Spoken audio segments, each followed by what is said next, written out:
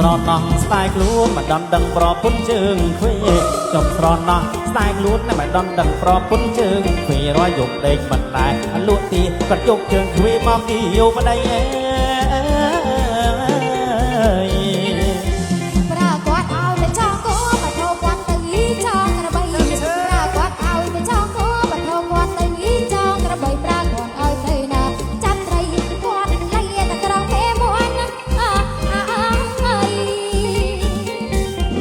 មកគាត់ទៅលេងផ្ទះម៉ែក៏ដាក់ជើងខ្វេឲ្យឪជន់មកគាត់ណាទៅលេងផ្ទះម៉ែក៏ដាក់ជើងខ្វេឲ្យឪជន់ទុកតែឪគាត់ណា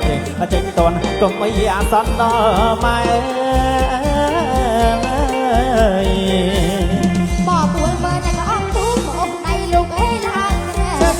បួលមើលអត់ទូមកអុកដៃលោកអេឡាតែប្រាគាត់ឲ្យទៅយកអង្រែគាត់ទៅចាប់ត្រីខ្លាំងអស់បងគាត់ណាទៅលេងរំវងណាក៏បែរជាចង់រំឌីងស្គូ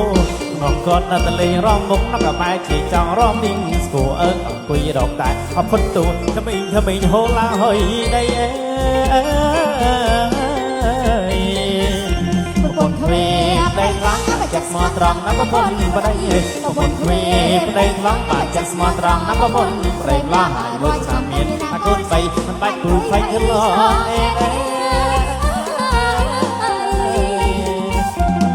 បាច់ភ័យឆ្លងអីទេអូនអើយតែកុំភ័យមកបងឈើស្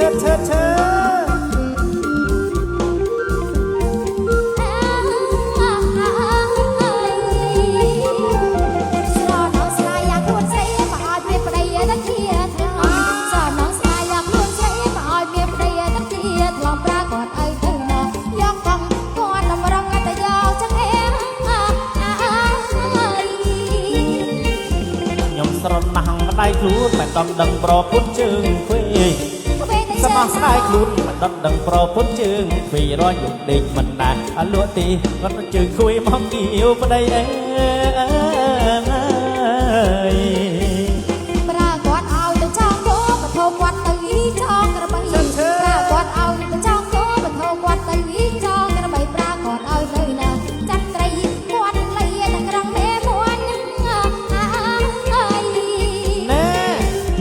បងគាត់ណាទៅលេងផ្ទះម៉ែក៏ដាក់ជើងខ្វេឲ្យឪជន់បងគាត់ណាទៅលេងផ្ទះម៉ែណាក៏ដាក់ជើងខ្វេឲ្យឪជន់កុំតែឪគាត់តែជើងចេញតន់កុំអីអាសន្នដល់ម៉ែបបួលមើលតែអត់ទូមកអុកដៃលោកអេឡាក្រែបបួលមើលតែអត់ទូមកអុកដៃលោកអេឡាក្រែប្រាគាត់ឲ្យទៅយកអង្រែគាត់ទៅចាប់ត្រីខ្លាំង